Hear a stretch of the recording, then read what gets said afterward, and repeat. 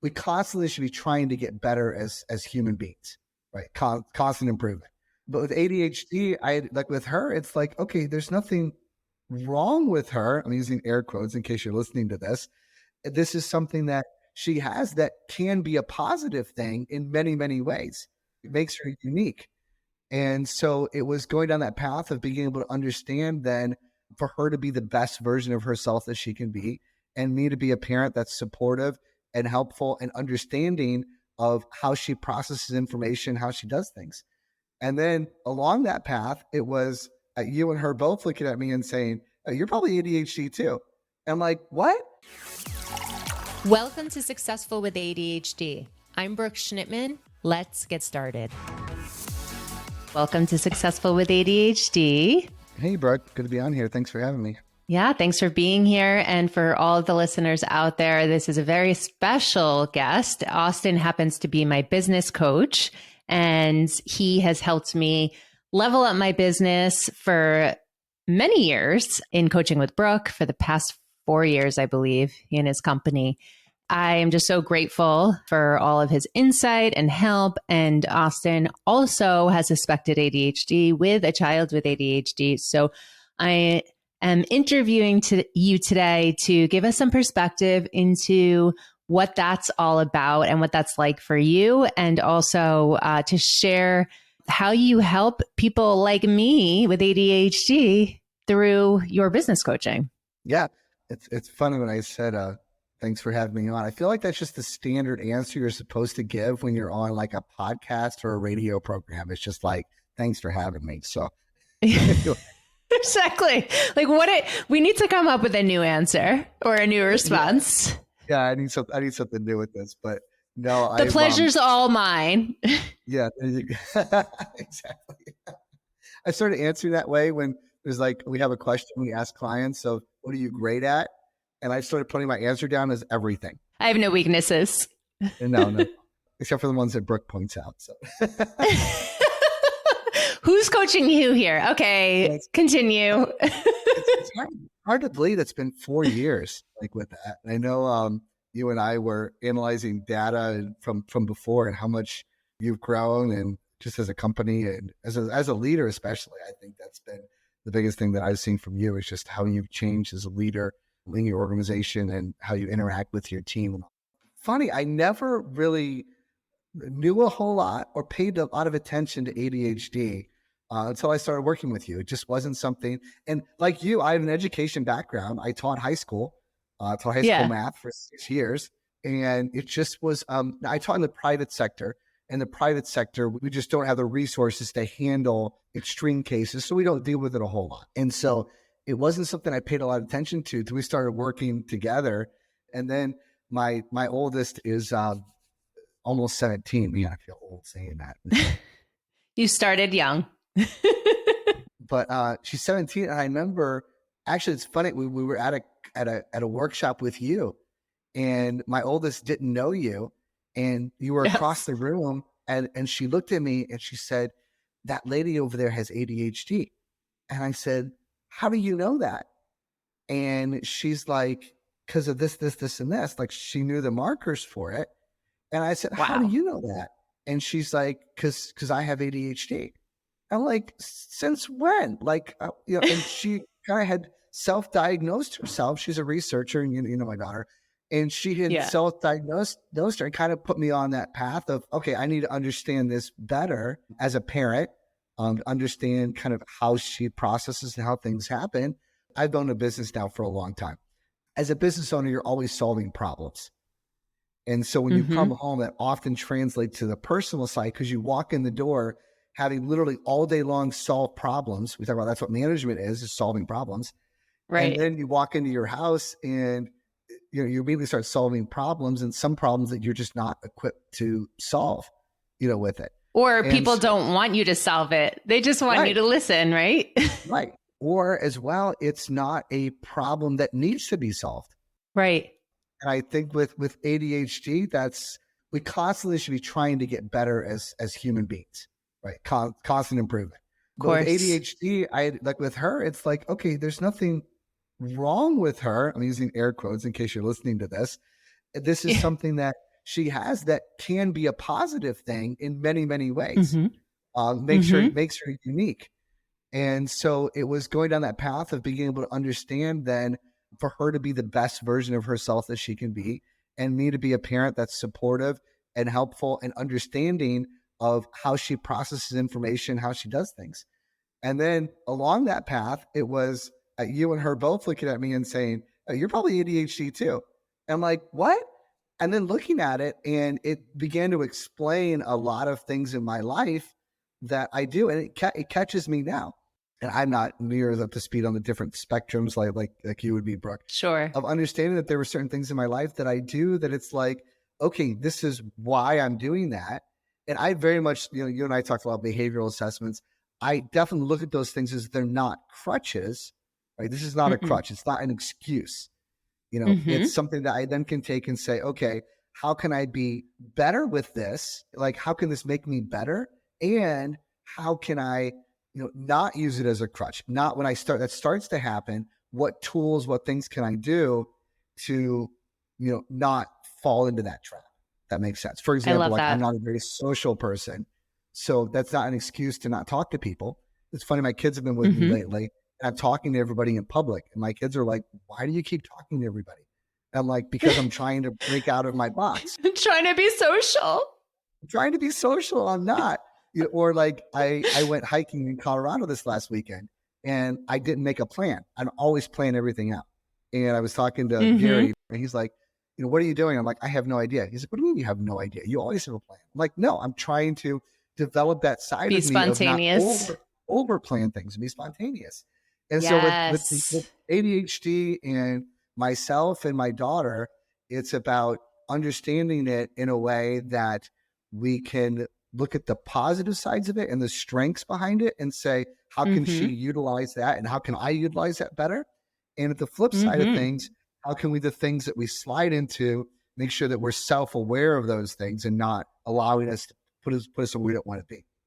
And so that's been kind of my journey of ADHD and working with but interact with my daughter on that, learning about myself and the different aspects of that. But what's so interesting too is that typically parents realize they have ADHD when their children are diagnosed. It's very hereditary.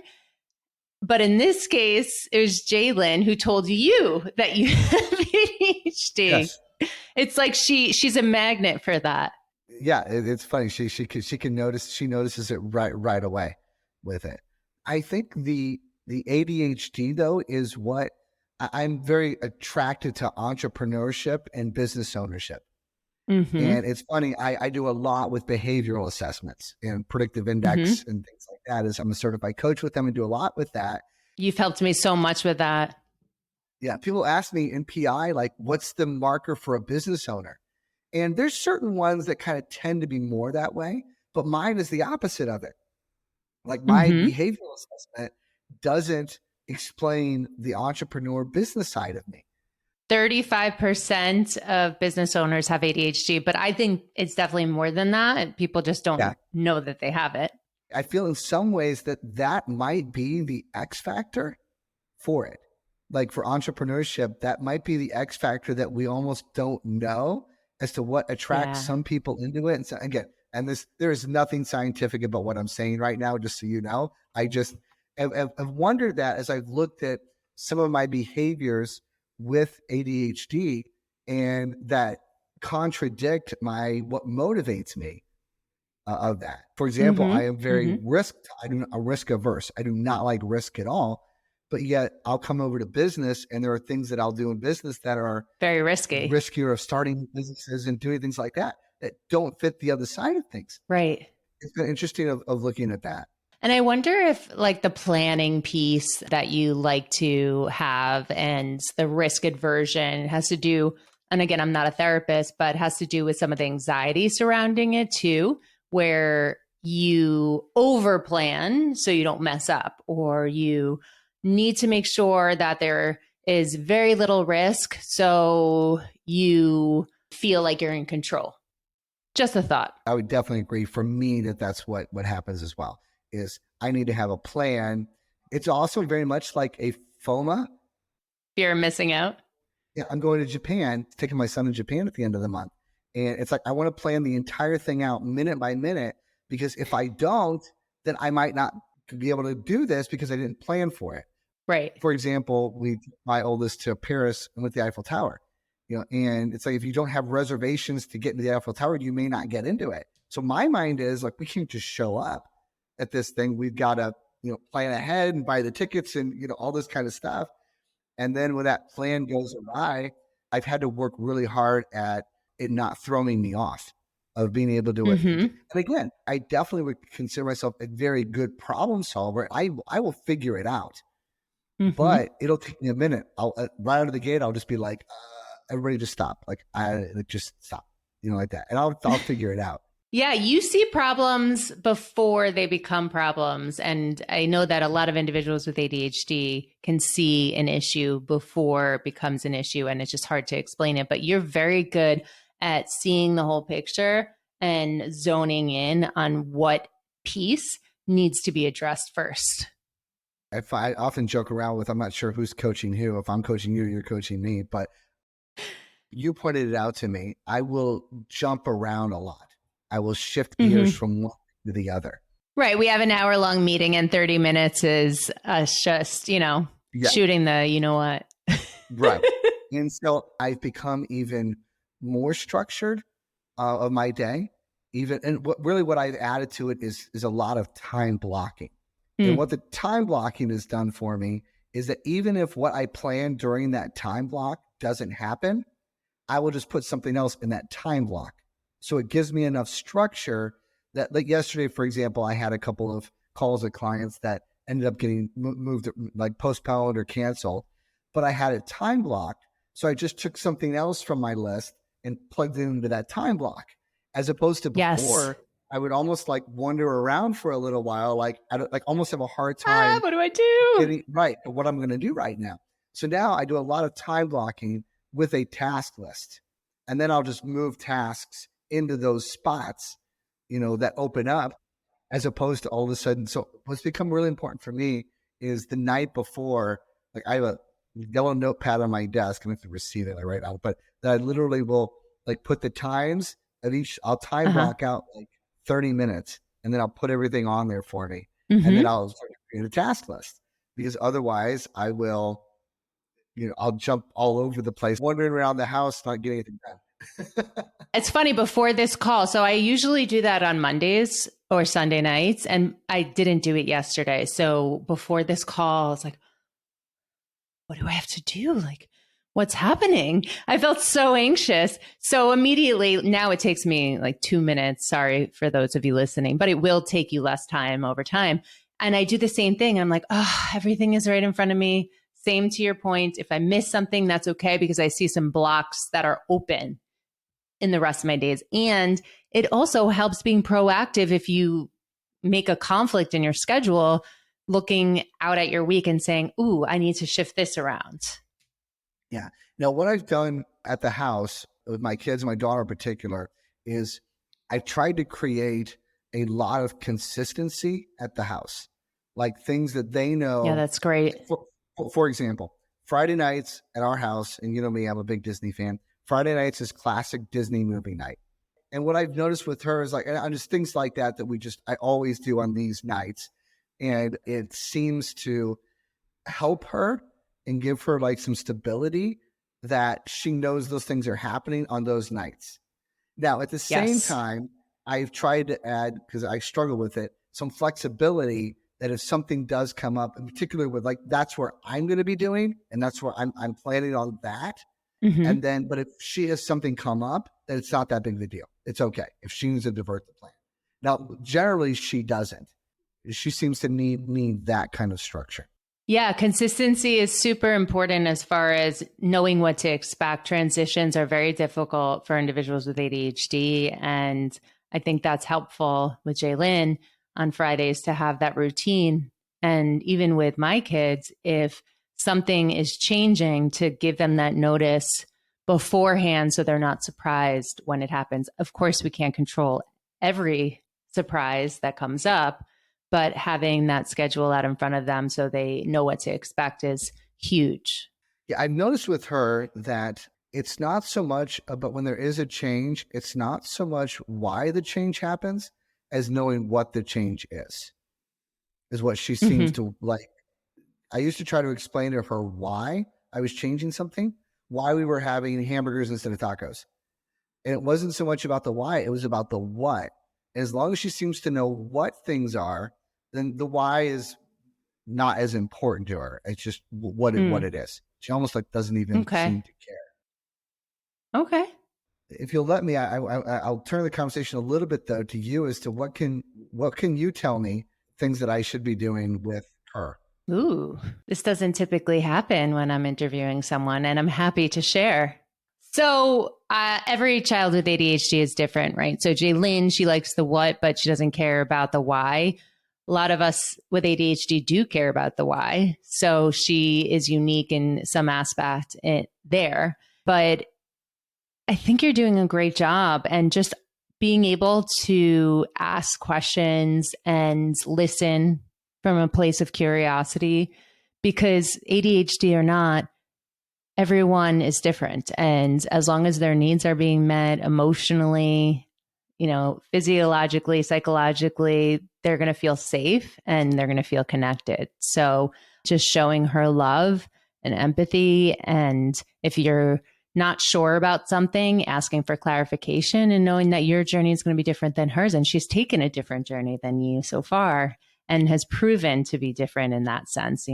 So just being open minded. Yeah, I've noticed that, and that took me a little bit of getting used to. I'm not a real touchy feeling person, Mm-hmm. but there are times where she wants to be very close to me. And then there are times where it's don't touch me. And I think it's her own self-awareness. She's gotten very good at communicating that to me. And initially Mm-hmm. out of the gate, it's you want to walk up and just, put your arm around your daughter, give her a hug, things like that, kiss her on the cheek, things like that. And initially I was like borderline offended. And at the same time, I was like, okay, stop. But she doesn't want to be touched. It's okay. Like, but just I'm being like vulnerable here. Like, it's rude. It's like, Right. well, why are you being that way with me? Like, I'm your dad. Right. It has nothing to do with you. Right. I had to realize that there were times that it was she'll, and then there's times where she will just walk up to me out of nowhere and just give me a hug or want to just stand close to me. And it's been interesting because it's not been predictable. There's been instances where I would have thought that she, like, for example, in a busy, noisy type place where maybe she'd want to be near me and she doesn't want to be. She wants to be by herself. Yeah, she's overstimulated with those types of places, and she Yeah. needs some place by herself to calm down Right. and get herself together. But then there's other times where it's almost the same scenario where she literally wants, like, she'll want to stand like right behind me, like where she just can look at my back and where she wants to be like touching me and close to me. So it's been something for me of being open to what does she need in that moment, because it's not easy for me to predict or to know. I sometimes think she does and sometimes think she doesn't. And she and I have had to learn, like, props to her because she's done a fantastic job of getting to the point of verbally saying, Dad, don't touch me right now. And me being receptive of that and saying, okay, no problem, whatever you need. But at the same time, she's able to come up and say, hey, I need you to hold me right now. I need you to hold my hand. She's a very Oh, affectionate child. Like, she's been very good at vocalizing what she needs in those moments. And I don't like pat myself on the back because it's been a journey of getting there for me, but of being really open and receptive to paying attention to what she needs in that moment and then adjusting, to that as well. isn't that a relationship in general? We're never going to be able to predict people's minds, and intimacy for ADHD is really challenging because sometimes we just don't want to be touched. Sensory issues, emotional, hormones, overstimulation, understimulation. And sometimes we do want that intimacy and that connection. So I think you're doing a fantastic job in that sense. And nothing is going to be perfect. And when you think you figured her out, well, guess what? She's changed again. You've been doing a fantastic job, and none of your children are alike, right? You have 4 children. Is that correct? That's the fun part of being a parent is you would think that they'll all be similar in some ways to each other, and they are all so completely different. One Hmm. of the challenges, and this is probably off topic of ADHD, but of parenting, I find is just being able to give each of them individual time. I text my 12-year-old the other day. I said, "Hey, you and I haven't really spent a lot of time, just one-on-one." I said, "I'll be home, Thursday." I said, "Let's go out Thursday night and go do something you want to do." She likes to shop. Hmm. And then I'm offering to take her to like a high-end department store. And she's like, "I want to go to Old Navy." I'm like, "Okay." Oh. Oh, it's comfortable and inexpensive. So, how would you say you transition then from being a business owner and CEO and COO, depending on the business you're in, Yeah. being super organized and planned there, and then coming home and trying to figure things out? Um, it's funny because I can tell you exactly what it is. I walk in the door and when the kids, so I share custody with my ex-wife with the kids. So there's that addition to it as well of kind of just navigating all of that. It's funny because what I do is I just look at myself and I say, breathe. It's just something will It's all happen. you can do. To your point, I'm in Dallas, Texas right now, based out of the Chicago area, and I travel every week working with businesses. And I'm here for a day where we're digging into the business and putting in structure and KPIs and analyzing the people in the company, who's the right people in the right seats, and solving problems in the business, like big problems are going on right now, strategic meetings. And then I step foot into the door with, 16, 13, 12, and 8, right? And it's a completely different world when I walk in the front door of my house Hmm. than when I just got off the plane from. And something will happen. And again, because I'm also like a very structured person and live like that, when things don't go on plan, I can feel it in me of like almost the anxiety, agitation bubbling up. And I'm literally like, just breathe, just stop and breathe, like that. Good for you. I have that room in there now that's kind of quiet, my living room, and I just like will sit down there for a minute and just like breathe. Doesn't take long, like or something will happen, like just calm down, breathe.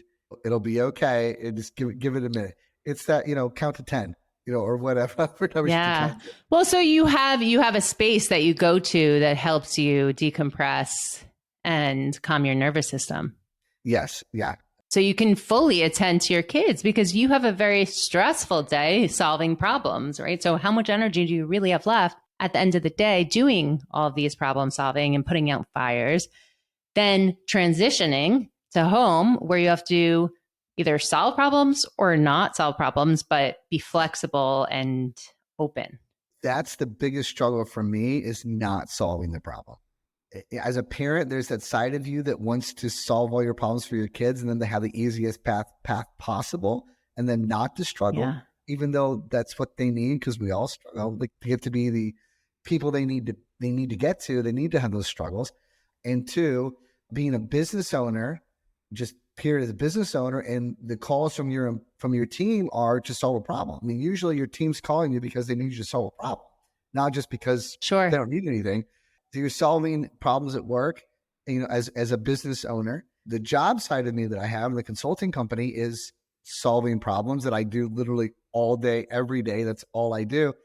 And then it's walking in with the kids and it's that, or into just home life in general, of that transitioning from solving problems constantly, every phone call all day, to they're not necessarily looking for me to solve this problem or not solving the problem for them because they need to solve it themselves, but just being there. Yeah, they need to use their own executive functions. It is a very hard transition as a parent, business owner. I mean, all of it. I mean, all of them are hard to saying, let me not solve this problem. Let me let them do it. Don't bring your work home. Yeah. Yeah. It's okay that they struggle. It's okay they fail a little bit, things like that, and that's part of the process.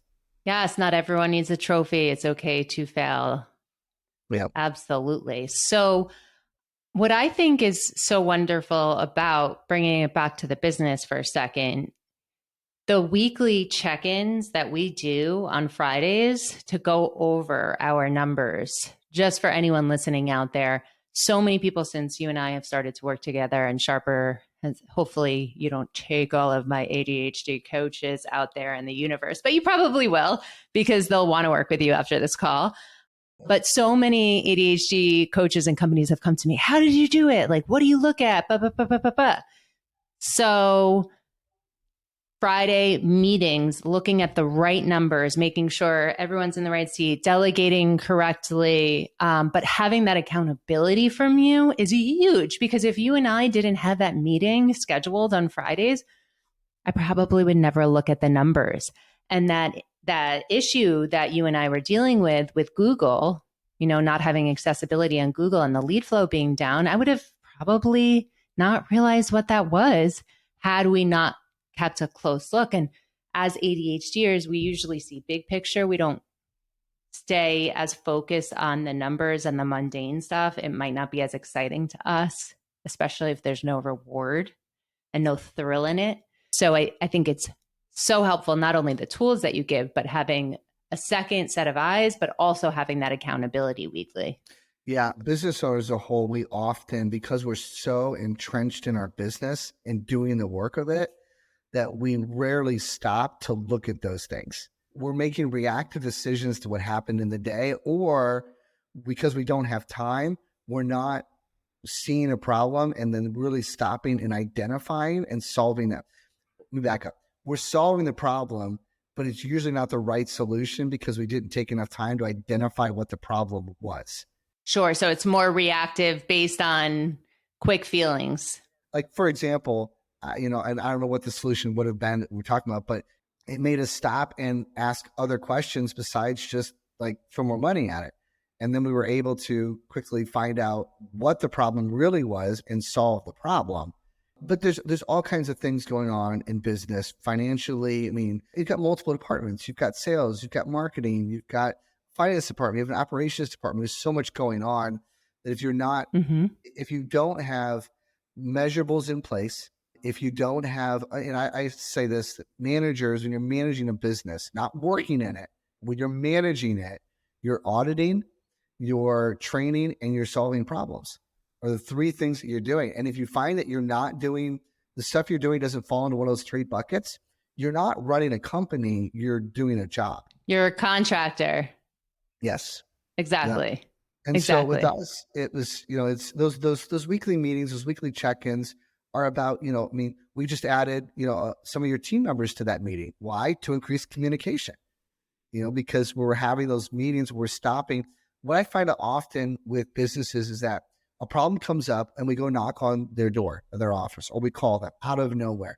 Well, as soon as you do that with somebody, they're immediately on the defensive. Defense, like, out of nowhere, you right. call them and you say, hey, there's a problem. You didn't do this. They immediately are going to defend themselves. Well, I did do this. This is why I didn't do it here. And they often, people feel attacked at that point. Like you call me out of nowhere and it's an attack. But when you put an organized meeting in place that's structured, that's at the same day, the same time, there's an agenda to it. And back to what we're kind of talking about now is there's an expectation as to what's going to happen and when it's going to happen. It's so much better. We came to this meeting to discuss this point. We were going to talk about this today because we didn't hit the goal this week.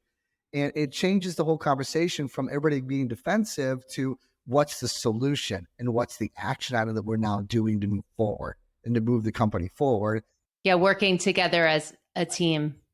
And as an ADHDer, I hated when bosses would do that to me. They would just throw something on unexpectedly. And I know sometimes I slip. And if there's a real emergency, of course, I'm going to bring in a team member and say, what's going on? Right. But for the non-emergency things, if I throw something at my assistant or my salesperson or marketing or a coach, they're going to be out of whack a little bit.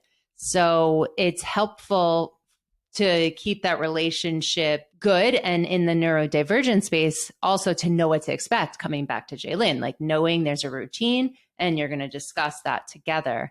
And it's helpful for me too, because then I'm accountable to that department. So I know that I'm checking in with them also to go through those stuff. Yeah. Probably the number one feedback I get from team members on a team, not the leaders or the owners, but the team is, I don't know what the vision is. I don't know where we're going as a company, and I don't know what's expected out of me are probably the two biggest things. And so we can eliminate those of showing them what the vision is, where we're going as a company, and then what the expectation is, which again kind of goes back to the process.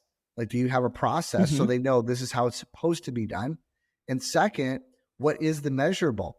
Like, how many are they supposed to do? How fast are they supposed to do it?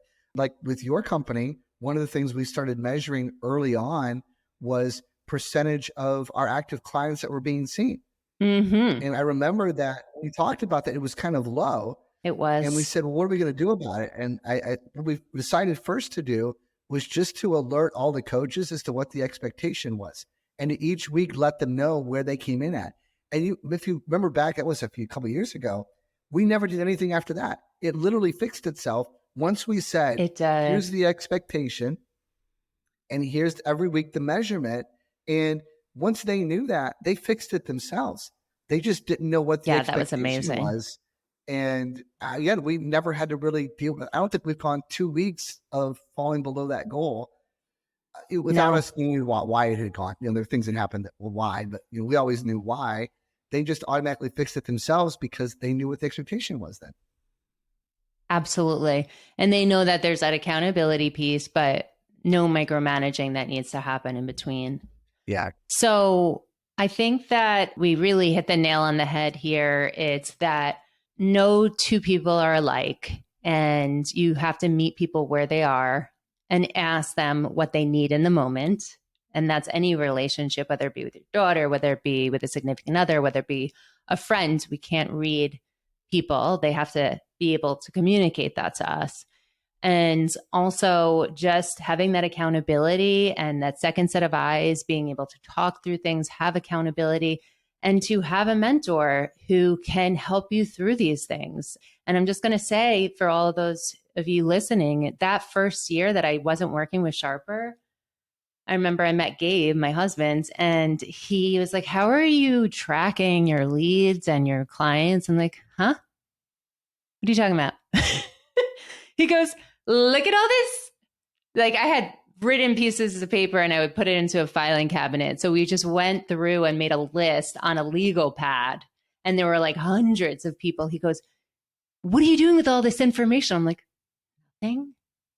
And that's where the bell went off. And I was like, oh, in order to expand and grow this business, I'm going to need processes and procedures and plans. And I need that also to have my employees and contractors build trust. So, yeah, exactly. Austin, for those people who are listening and want to reach out for your fabulous business services, share with them what you can provide and where they can find you. Yeah. Our website's sharperprocess.com. You can always email me at austin@sharperprocess.com as well. Of course, I'm on Facebook, and we have Sharper Business Solutions, or on all the social media platforms too.